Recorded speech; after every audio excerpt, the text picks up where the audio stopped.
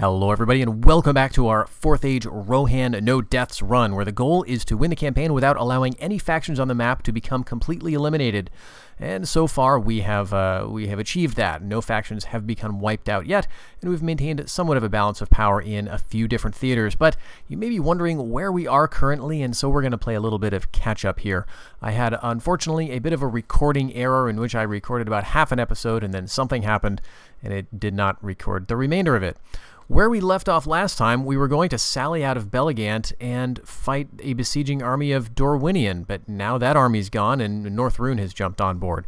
Well, what happened there was that we successfully saw off Dorwinion. Their remaining armies just wandered off into the northwest to sort of hunker down and face their other neighbors to the west, including Dale and Rohan. They haven't really bothered us for a turn or so, but apparently North Rune has decided they really want Belligant. I shouldn't be surprised by this. I'm pretty sure Belligant is on the victory conditions for this faction, so they're going to want it. It's also a very lucrative province right next door to them. Fortunately, though, North Rune hasn't expanded really anywhere significantly on the map. I can see over here that the Chiefdom of Rune has gone into the Aran Rune region, and they've conquered this settlement. Of course, North Rune hasn't gotten any further over here, and in fact, they've lost a province to Dorwinion. This was theirs to begin with. Typically, they do advance into the north and into the east a little bit, so maybe they've got a couple other settlements to their name. But I am somewhat concerned about this. They do have some large armies in the area. Although we technically are better than them, on paper, I think it's going to be somewhat of a challenge. So let's do a sally battle. We were going to do a sally battle against Dorwinion. Let's do one against North Rune, and we'll see if we can chasten them. So they've got a noble and another noble here. Now, the nobles for North Rune lead these Chieftain's Guard units. They have javelins, swords, shields, good armor.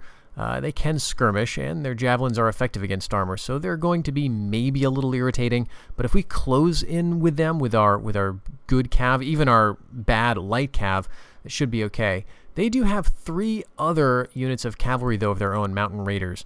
And if they use these at all competently, that could be a bit of a headache for me, because as you can see, I do not have a great deal of cavalry myself. I've got some, but a lot of them are these horse archer types, or they're somewhat under strength. Other than that, I'm not too worried. This unit of Spearmen of Rune would be a problem, but there's only 5 of them, and they've otherwise got some axemen. These great axes of Rune, again, these are something that, when I have a large infantry army, this would be a problem. But I think we'll be okay with them. Maybe the one I'm most worried about is the Eastland Slingers, actually. They could be a little irritating. But let's sally out and see how we do this time. And as is typical here, the AI is repositioning itself. They typically go to one corner of the map, it looks like, and just kind of hang out whenever you sally out from a siege. So they're moving all their troops around, and we're slowly bringing our guys out of the city. I'm going to leave the infantry in place. I don't think they're going to add anything to this fight, and it's nice to have some units in the city in case this goes horribly wrong, so they're not all routed off the field. The plan here is pretty much to lead with my horse archers and try to work around, maybe pull out the slingers so we can charge in with the light cav and deal with them. But we are going to be drawing other cavalry toward us, and we have to be ready for that.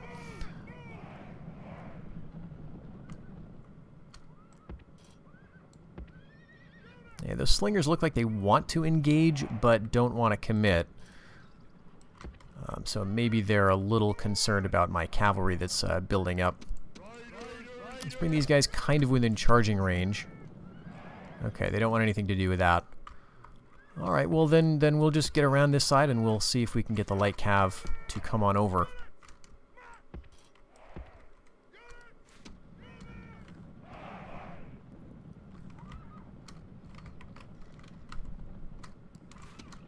Alright, it looks like they may actually be approaching, so if we get in close enough, they're firing, but so are we. Maybe I can push them away, and that'll stop them firing because they're going to have to be moving. Alright, since we are going to get a charge on them, I think I'll just pull back. Now, this army is not necessarily going to be easy to rout because they've got some family members. So we may have to kind of plan for slightly longer melees than normal, although that went pretty well. That's one unit of slingers down. And they don't know quite how to respond to that, it looks like, which is nice. Okay, Chieftain's Guard's coming toward me. That's actually... This unit of Mountain Raiders is charging. Maybe they won't charge.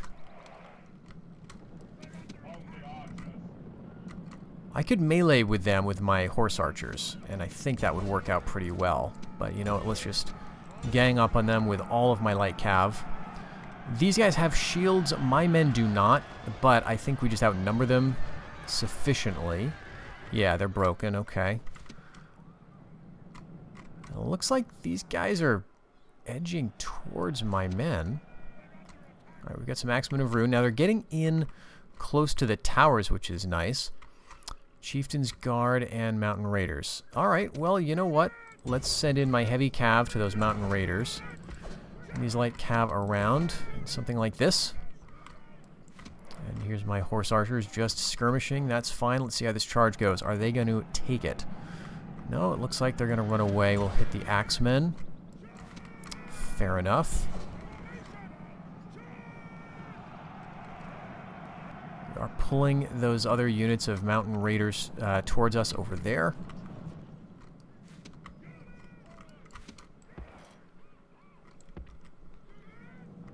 Axemen of Rune, not a problem. Alright, let's go this way, and we'll, speaking of Axemen of Rune, not being a problem, let's get my cav out of that melee. Alright, let's hit them hard, guys. Come on, do a charge. Chieftain's Guard is here. I'd like to kill both of these family members. I don't know if they're going to stick around. Okay, but that is the end of the infantry over here. We're going through the light cav. You know, we're just taking losses. The good news about this part of the map is that while we can't train our own units, or of course retrain our own units just yet, we do have access to these guys, the Rovanian Rider Mercenaries, who are local to the area. And, are you going to charge in? Wonderful. Because they're local to the area and because Belligant is a chief city, we can retrain them at Belligant. So as long as we keep some of them... Alright, there goes the enemy general. And where's the other Chieftain's Guard? I think he's right there. We're going to cut him down with my my archers, I guess. And I think we just need to pull on through here. Axemen of Rune, my king is actually engaging them. They're losing heavily. I would think they'd be routing fairly quickly. This is my elderly king. Oh, I lost some... No, we got the second guy. Okay, good. I thought that was one of my own. But I only have the one family member here. Let's send him this way, and this should be pretty good. I can't imagine these mountain warband are going to stick around. You can see these are the very, very low-tier rune basic types. All right, we'll wrap this up and see what to do next. Okay, so we've routed that army off of the field, and they could send some more stuff to the south. I don't think there's really any way we're going to contain them apart from a protectorate status or just really beating them soundly and taking a few of their settlements. So that's going to be the way things work from here on out. Now, we have been bringing over another nobleman, and he's been grabbing up all the mercenaries that he possibly can. So we'll just keep him moving over into the east here. And there's some more mercs available. Wonderful. And yes, we can retrain these Rovanian Rider Mercenaries here because it is a chief city. They're local to the area. We'd also be able to retrain these Rovanian Bowman Mercenaries as well. These are the two units that can be retrained at Belligant, I believe. The two mercenary units. So this is going to give us something to do while we work on that fiefdom dominion and get going on our own troops. Elsewhere in the map, though, let's check out Dunland, because, yeah, you may remember the last episode we were at peace with Dunland, and I was working on sending this army right here north towards Tharbad and points beyond. So that was the goal, but Dunland I think they didn't like me trespassing, something along those lines. As soon as I got past the fort here and up into this part of the world, they besieged me in the Hornburg, and they attacked my army, actually. So I did have a battle there. It was a field battle, and they haven't done anything with Hornburg yet, but they may this turn because they have a siege tower. Now, inside the Hornburg itself, I've got the heir, actually, who is not commanding a unit of cavalry. This guy, Dunhere of the Westfold, is, if memory serves, commanding a unit of Helminges, which is a well-armored, awesome-looking infantry sword and shield unit. And this is a unit that is only trainable in the Hornburg. It serves as a secondary bodyguard type for Rohan. So I always build up Hornburg as a military settlement so that I can train them, even though arguably it's a lot better to go financial because of all the great trade resources there. But he is getting old, as you can see. Oh, he's also shadow touched. Okay, so he's succumbed to a bit of despair around here, and so he's besieged by Dunlandings. But we don't have that great of an army. However, I think it is sufficient for what we're going to be doing, assuming that they don't just withdraw after this turn.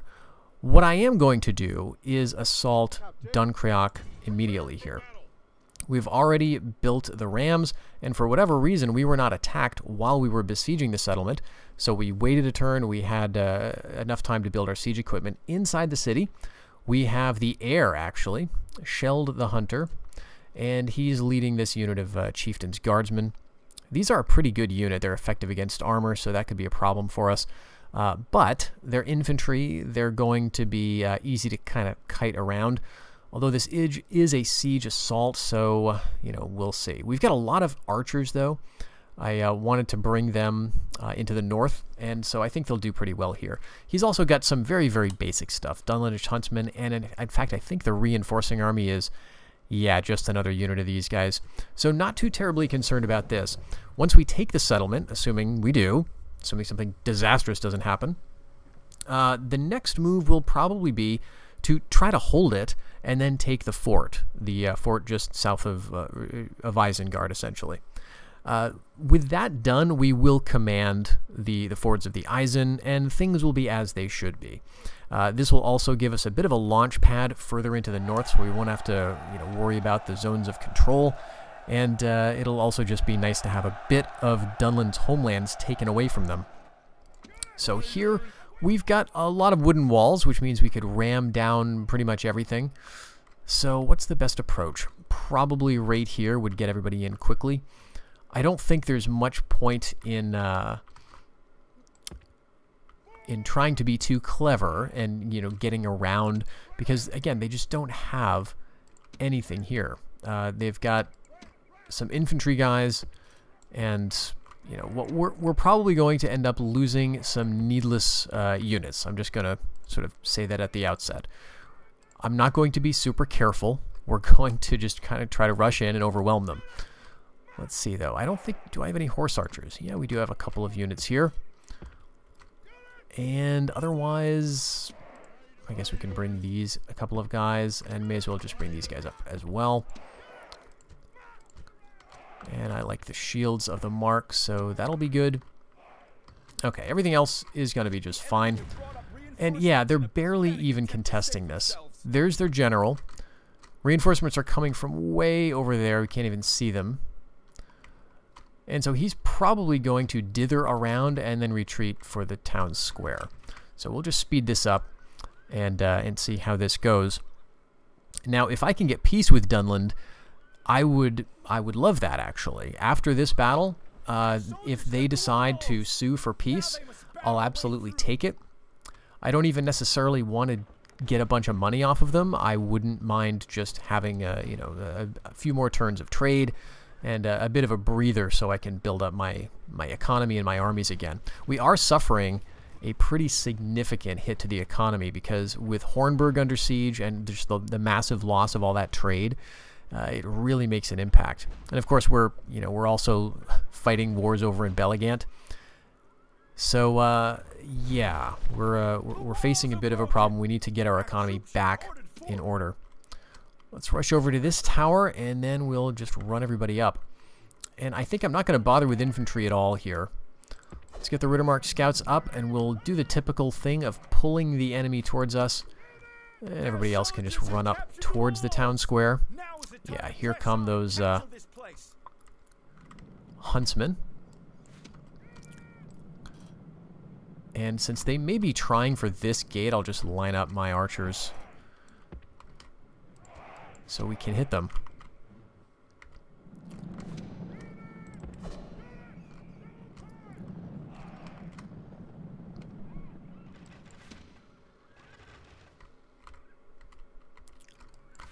And yeah, just watch that the huntsmen don't javelin me unexpectedly.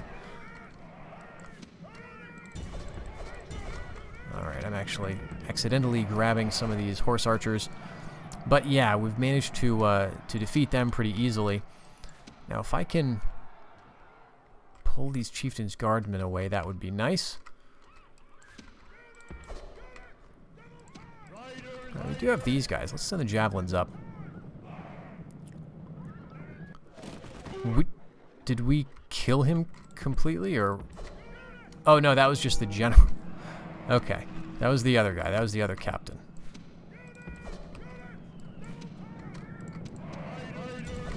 Alright, let's charge in here.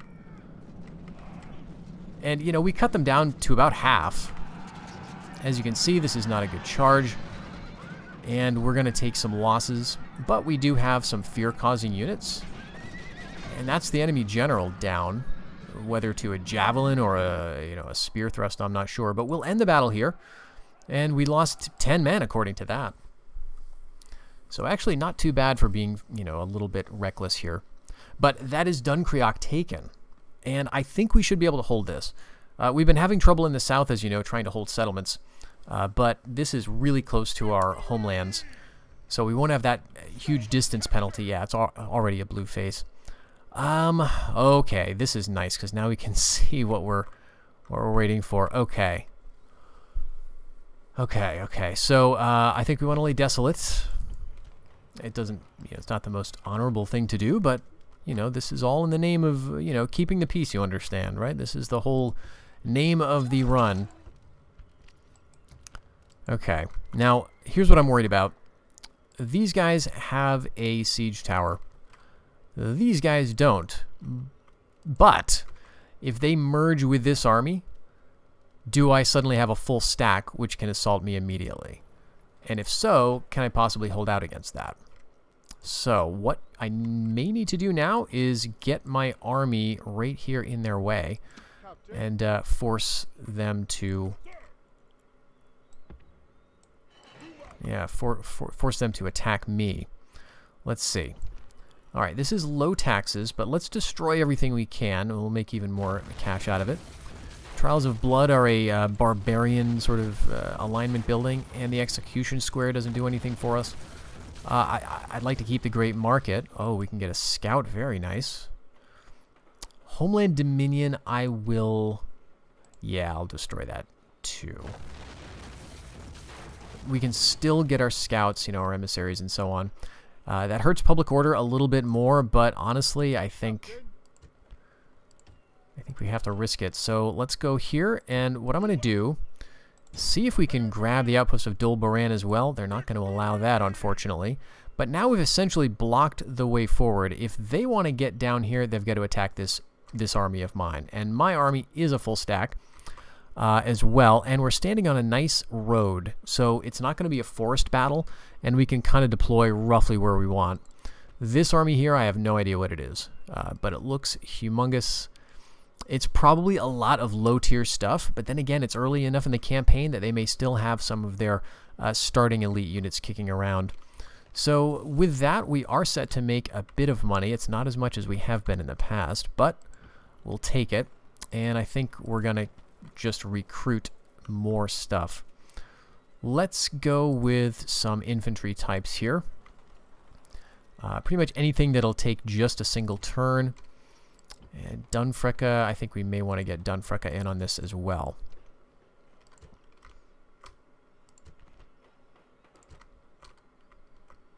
Okay, with that done, I think we're all set over here. Let's take a look then in the south.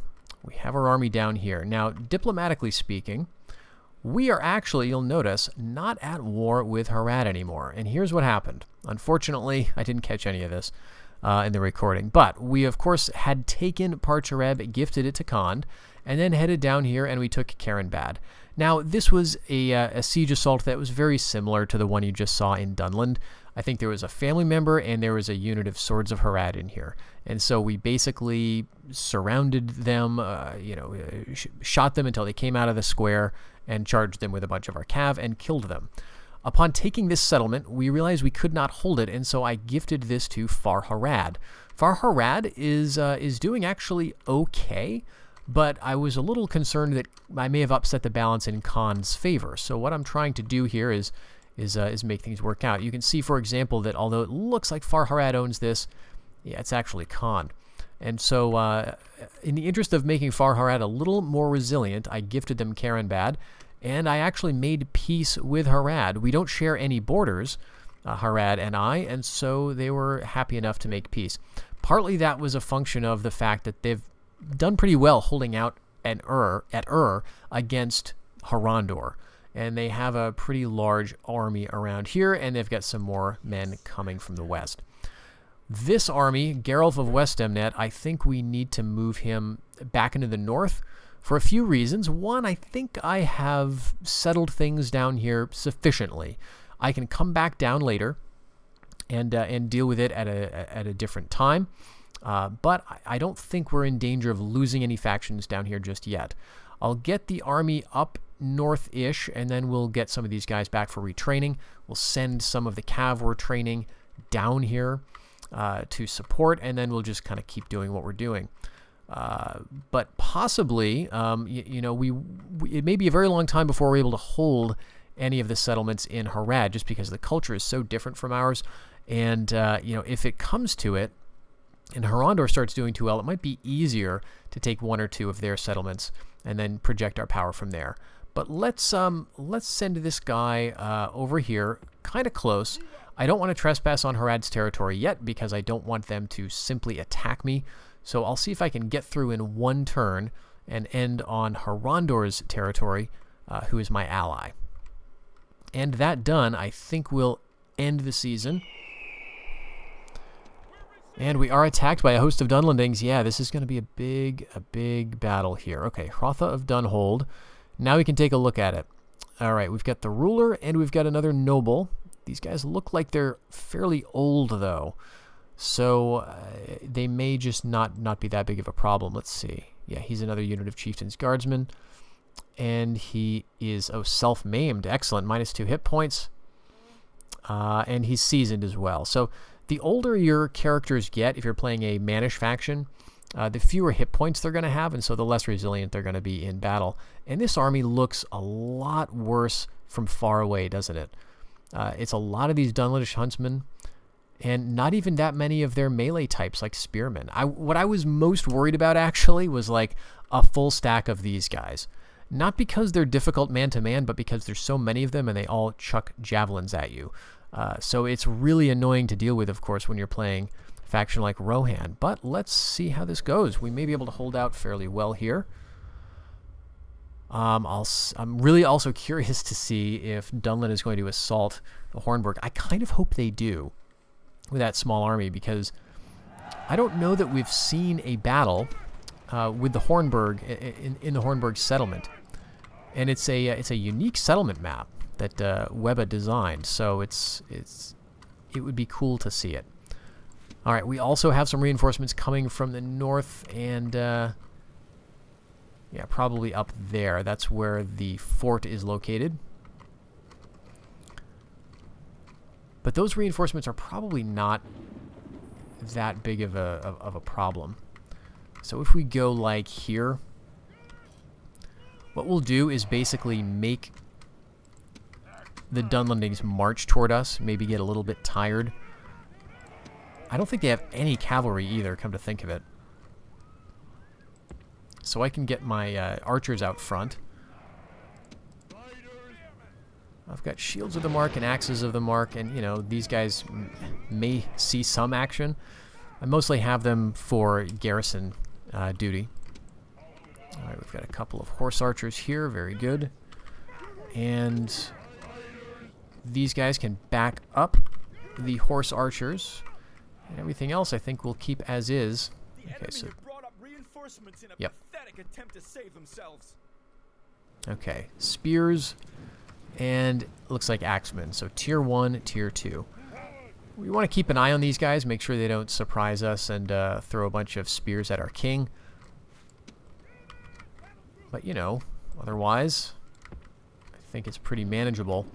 I'm a little annoyed that Dunland is, you know, we're not going to get the nice terrain bonus that we would if they attacked from down there. We're still going to get a bit of a height advantage maybe, but not going to matter too much. Okay, so again, looking at this, they've got 0 cavalry. They've got also 0 long-range units. Okay, they've got some. This is like 15 guys. That's it for bowmen, though, I think. All the rest of these are javelins, which, again, you know, can be a problem. And then here's their core of spears and a few axes. This is their other unit of Chieftain's Guard. Very cool-looking banner bearer here. I always like that guy.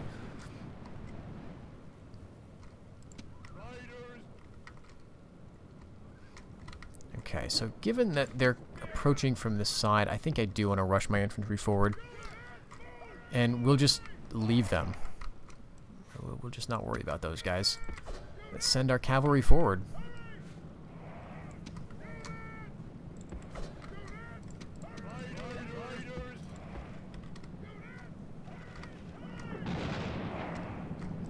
Not firing quite yet.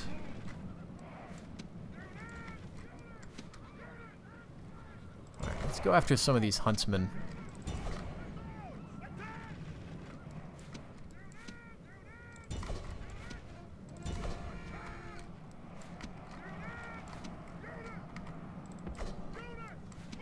What are you? Tribal spearmen?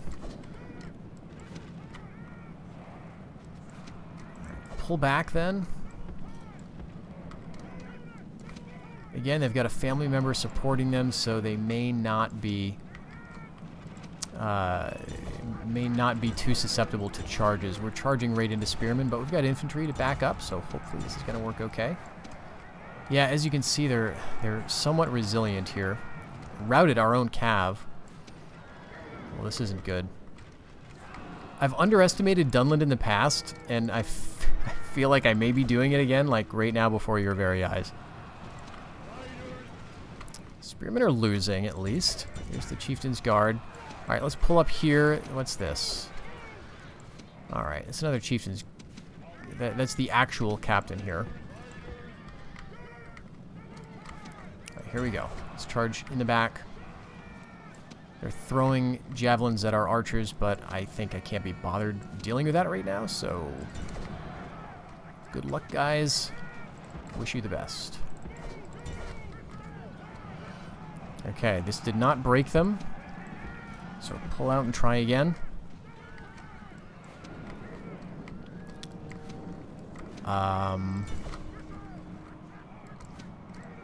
Ditto over here.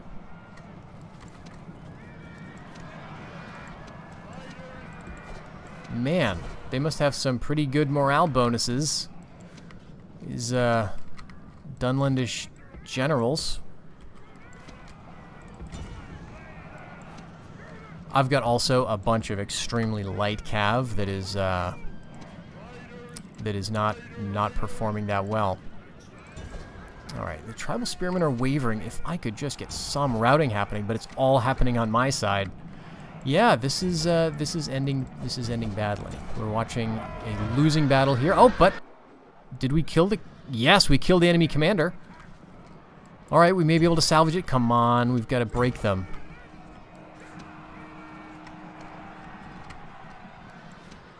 I can't believe we got him. Okay. Is that Chieftain's Guardman? No, that's Dunland's Huntsman. We actually routed him, and then his... Okay. Alright, very good. Keep following this up. Let's help the general here.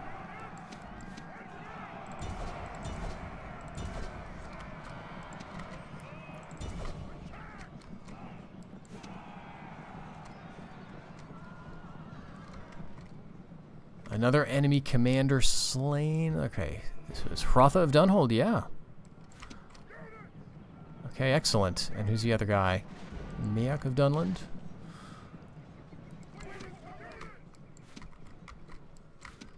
Alright, this way, attack the axemen. See, the problem is you can't tell at a glance who's throwing stuff at you, and I'm trying desperately to find out who's maybe not routing yet. My bowmen are in range to shoot, and they've still got arrows. So as long as that's the case, then I'm happy. This is an embarrassing fight, though.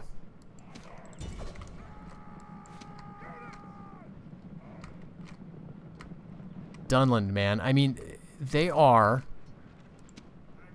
just the dark horse of, like, every battle that I confidently waltz into. I think playing as the dwarves, the same thing happened. I thought, oh, it's Dunland. Yes, they outnumber us a lot, but we've got technical superiority, right? We can easily rout these peasants and goat herds. And then you get on the battlefield and they throw about, 3 javelins into your face, and suddenly you're not feeling so good. Alright, let's get back up here with our cav and try not to die. I think we've got it, though. Tribal spearmen are now routing. All these guys look like they're marching away. We just get absolutely bloodied. And I could have... So, I could have definitely handled this better than I did. If I'd been paying a bit more attention to the micromanagement and how the cavalry battles were actually going and how the charges were not working as well as I wanted to. I just sort of charged them in thinking they would carry the day. But clearly they did not. On the other hand, this was a full stack. And I had, a full stack too, but it was a full stack of also kind of understrength stuff, low tier units. Granted, so was theirs. I guess what I have to remember is that Rohan's units, though very good at the low tier, are like, they're a match for Dunland. They're a match. They're not going to just roll over them. I think a lot of my impression of playing Rohan was formed, like 15 years ago, playing the new Shadow, when I think the economy was a bit easier, and so you could assemble these larger stacks of elite units. So you wouldn't ever really rely on your Rohan spears, which are your tier 1 cav. You'd be basically getting a bunch of Rittermark spears and Riders of the Mark together, and literally you'd line them up, and I would get like 2 or 3 groups, right? Just stretch them out across the entire battlefield in groups, and then just give them charge orders into the enemy. And it was so much fun because they'd just bowl over like Easterlings and Dunlandings and so on. And you can do that in the 4th Age in Dominion of Man, but you do need to work at it, and you can't do it, from the very beginning of the campaign, especially when you're training your low-tier stuff just to make up numbers. So anyway, we'll go ahead and clean this up and get back to the campaign map, and we'll see what Dunland decides to do following this.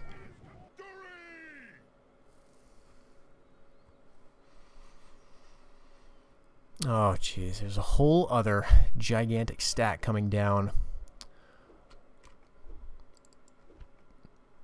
This is their good army. Fortunately, at least, it's not led by a commander or a family member. But this is the army that's got multiple wolf hunters. These guys cause fear. They have javelins, of course. War cry. Dunlanding hillmen are also scary and effective against armor. There's only 20 of them. They're pretty easy to kill, typically, like just about all of Dunland's units. But still, that fear effect is disproportionately effective. They've got also pikes. So these are the units that are designed to kill us in particular. And, a mix of some cav and plenty of archers, actually. So, yeah, Dunland decided that they were using our piece very well. But you know what? We did not get assaulted at the Hornburg. I'm honestly a little disappointed that we didn't get assaulted here. But, hey, it's saved Helm's Deep. Now I have to decide what to do, and I think it's going to be just leaving Dunkreok and coming back later. I don't think I can destroy buildings. No, I guess I can, but I don't want to. I do want to keep the market. And we've got a scout here. If we lose the city, we will have the scout who will be kicked out, and then we'll have him in the region. Yeah, this army, man. So what we want to do is grab this and then grab their capital up here, Dunland. If we could take that, then they could have some of this interior stuff that just typically doesn't grow as fast and doesn't give them their best units, at least, you know, immediately. So this means we are abandoning the northwestern push. Tharbad has come on fairly strong. They've taken 3 ways, as you can see, in between episodes here, and Sarnford. So we have to start worrying about Tharbad, unfortunately. They are attacking Adunabar, and the Reunited Kingdom has held on in Anuminas, Bree, and Amonsul, so probably Tharbad is going to keep going in this direction. If they start going to war with the Reunited Kingdom, though, that's when things could very quickly devolve, because the Shire is a faction that can be eliminated in just a couple of turns. Undertowers has no walls. Mickledelving and Bucklebury are just tiny settlements, and there's almost nobody in them. So you may very easily see Tharbad going to war with the Shire, and you just miss it, and then they're eliminated. So obviously we have to prevent that from happening. But we need to start training better troops, I think. We need to be a bit more careful about how we do this. Now, unfortunately, I can't get back home because we're blocked by the outpost of Dol Baran. All right. And we can get attacked by this army. No, we can't. Fortunately, they can't reach us just yet. All right, well, we'll take a step east and hope that following season we can get out further. But we may get stuck there and eliminated. So let's get to training. I think even though they take a couple of turns, we do want to invest in stuff like Rittermark Spears. Good against armor, good morale. So we'll go for that. And down here, I think those horse archers are pretty good. Hornburg, let's go with, we'll train a couple more foot archers here. Dunfrecka, we'll go with a light cav. Edoris is already training that. And so let's go with these Rohan riders, kind of a mid-range unit. Go with some Rohan spears everywhere else, and yeah, I'll train 2 at a time. That's hurting our economy, again, because we are at war with our neighbors, which is really hurting trade. So, well, the one bit of good news is that we were not attacked again around Belagant. We've got our reinforcing army approaching, and we should be good to hold out. A little further south, we've got Rune trying again against Nerig Zagil, and they may well take it after a few more attempts. Or maybe this attempt will be the one that does it. They tend to train a lot of armies around here and try to go after the dwarves. If this falls, then almost certainly their next target's going to be me and or Rovanion, since we are allied. I also see that finally Adunabar has gone up into mid-deeping, but since we're neutral currently, I think it'll be a while before they would start to attack us. And maybe Rovanian's going to start something with them, which would actually be kind of nice, potentially, as long as Rovanian doesn't get in over their head. Now, Northrune is not done with us, and they could certainly do a lot of damage, so I think we do need to hurt them a little bit more. So let's get our armies over around Belagant, and I think I want to start leading with this guy. He's an adept commander, and while it would be great to have him inside Belagant as a general, or a governor rather, I don't think we can afford to wait. I think we need to use him in the field. So let's put him right on the bridge. We've got a, well, okay. We'll send some of the mercenaries over here. Guys that we don't really want to fight with. And everybody else can go and man that bridge. Yes, Captain. Alright, now we've got a nominally full stack, although you'll notice we've got several understrength units, just 11 Rittermark spears here, 18 of these horse archers. So, yeah, it's probably just manageable. In Belagant, we've pretty much only got the infantry as well as the king, who is a poor governor, but he's governing Dorwinion anyway. So we'll have to see one more season, and we'll be able to start building some other stuff in Belagant, start to get going on our military, for example. And let's head down here. Some good news, I guess. Harondor is trying yet again for and Farharad has maintained everything that it holds. Although it is under siege by Khan over here. I think the fact that I've given them some territory over here should be enough to keep them okay for a little while. So let's take this army north then, shall we? Alright, we got into Harondor's territory just okay. A couple of more really strong mercenary units that I might consider grabbing on my way back down. Otherwise, let's just see what happens. I'm thinking Dunland's going to try something next. Yes, indeed.